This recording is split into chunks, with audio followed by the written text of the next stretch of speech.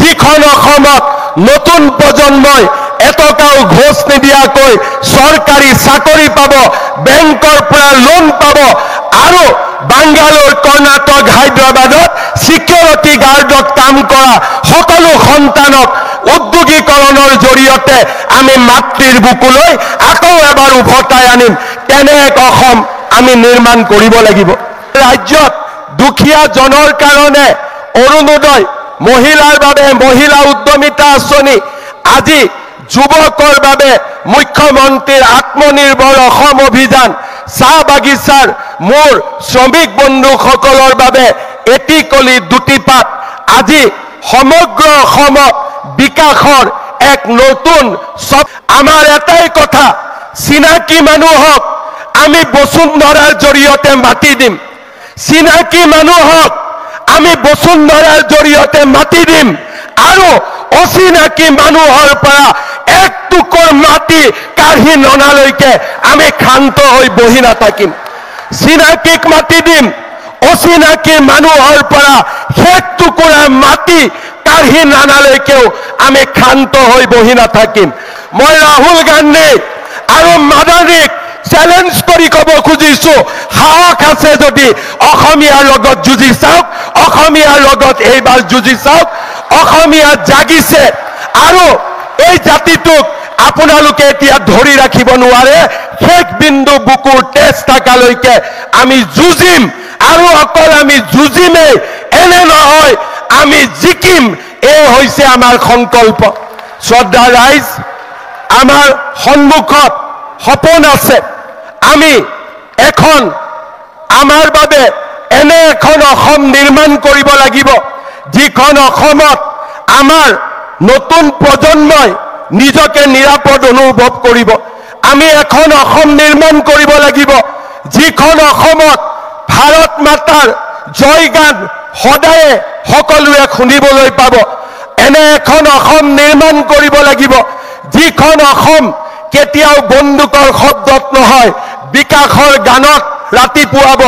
এনে এখন অসম নিৰ্মাণ কৰিব লাগিব, যিখন অসমত নতুন প্ৰজন্মই এটকাও ঘোষ নিদিয়াকৈ চৰকাৰী চাকৰি পাব, বেংকৰ পৰা লোন পাব আৰু বাংগালোৰ, কৰ্ণাটক, হায়দৰাবাদত সিকিউৰিটি গাৰ্ডত কাম কৰা সকলো সন্তানক উদ্যোগীকৰণৰ জৰিয়তে আমি মাতৃৰ বুকুলৈ আকৌ এবাৰ উভতাই আনিম।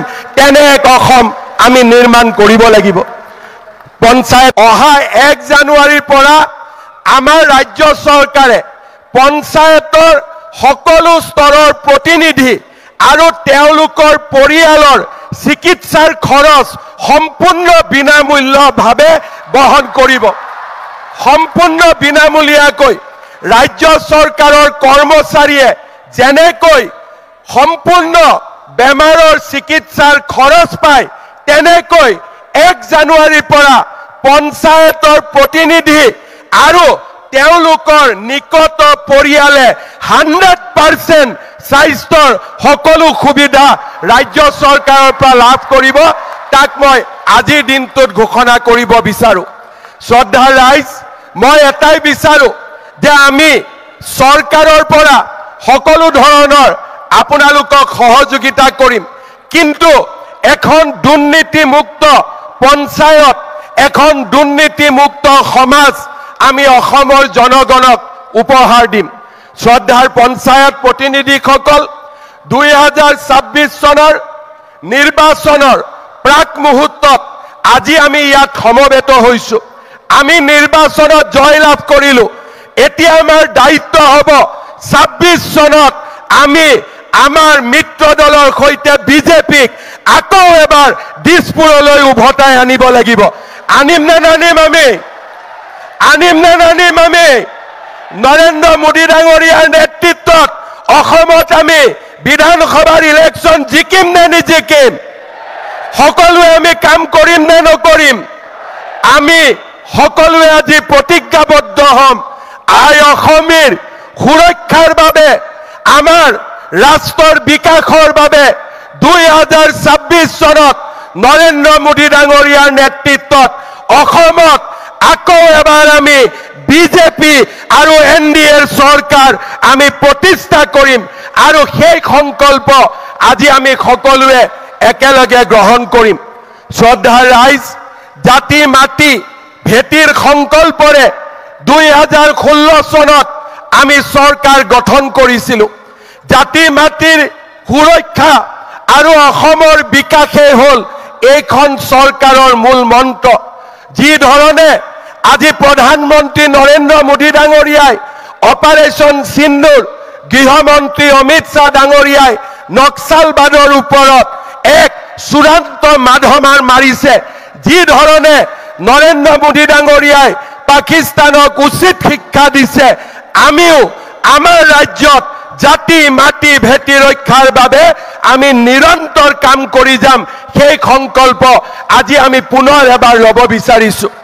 শ্ৰদ্ধাৰ ৰাইজ, চৰাইদেউ মৈদামত ইউনেস্কোৰ স্বীকৃতি, অসমীয়া ভাষাক ক্লাছিকেল লেংগুৱেজৰ মৰ্যাদা, বৰাক উপত্যকাত বঙালী ভাষাক ক্লাছিকেল লেংগুৱেজৰ মৰ্যাদা, ভাৰতত ক্লাছিকেল লেংগুৱেজৰ মৰ্যাদা, লাচিত বৰফুকনৰ 400তম জন্ম জয়ন্তী, আমাৰ বাপতি সাহোন বিহুক বিশ্ব মঞ্চলৈ লৈ যোৱা, ঝুমুৰ নৃত্যক জগত সভালৈ লৈ যোৱা, এই সকলোবোৰ কাম আজি আমাৰ চৰকাৰখনৰ নেতৃত্বত সম্ভৱ হৈছে।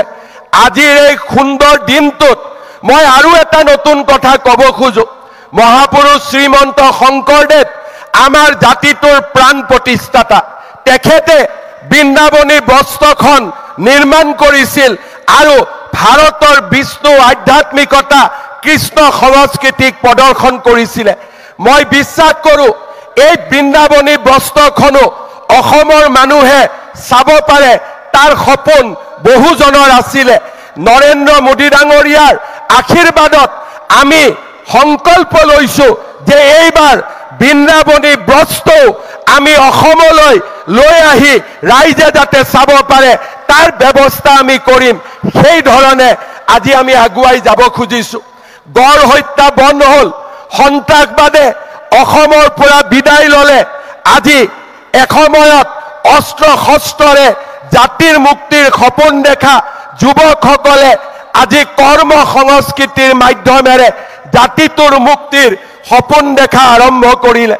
অসমত এইমছ প্ৰতিষ্ঠা হ'ল, নেশ্যনেল ফৰেনচিক ছায়েন্স ইউনিভাৰ্চিটি প্ৰতিষ্ঠা হ'ল, ইণ্ডিয়ান ইনষ্টিটিউট অফ মেনেজমেণ্ট প্ৰতিষ্ঠাৰ পথত আজি মোদী ডাঙৰীয়াৰ নেতৃত্বত আগবাঢ়িছে। আজি নুমলীগড় গহপুৰৰ মাজত ব্ৰহ্মপুত্ৰৰ তলেদি টানেল নিৰ্মাণ, কাজিৰঙাৰ ওপৰত 32 কিলোমিটাৰৰ এলিভেটেড কৰিডৰৰ দৰে আজি আমি ডাঙৰ ডাঙৰ সপোন দেখিছোঁ।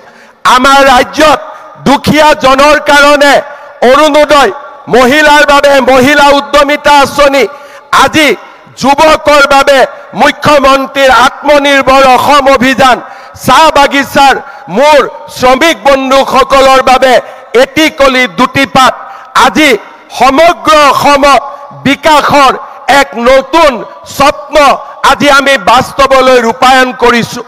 আজি আমাৰ জাতিটো দুৰন্ত গতিত আগুৱাই গৈছে। যি স্বপ্ন অসম আন্দোলনৰ সময়ত 855 জন শ্বহীদে দেখিছিল, সেই স্বপ্নক আজি আমি বাস্তৱত ৰূপায়িত কৰাৰ পথত আগবাঢ়িছোঁ। আজি ৰাতিপুৱাও আমাৰ জমিয়ত উলেমা হিন্দৰ মাদানী চাহাবে মোক ধমকি দিছে। কেইদিনমান আগতে অসমলৈ আহি ৰাহুল গান্ধীয়ে মোক ধমকি দিছে। মই আজি মাদানী আৰু ৰাহুল গান্ধীক এটাই কথা ক'ব খোজো, আপোনালোকে যিমানেই মোক ধমকি দিব, অসমক আপোনালোকে যিমানেই ধমকি দিব চেষ্টা কৰিব, অসমে লাচিতৰ হেংদান আকৌ এবাৰ হাতত তুলি ল'ব আৰু আমি প্ৰমাণ কৰিম যে অসমীয়ায়ো, অসমবাসীয়েও ভাৰতীয় লোকসকলে কেনেকৈ জীয়াই থাকিব লাগে আমি তাক জানো আৰু সেই সংগ্ৰামখন আমি আকৌ এবাৰ যুঁজিব খুজিছোঁ, আমি জিকিব খুজিছোঁ।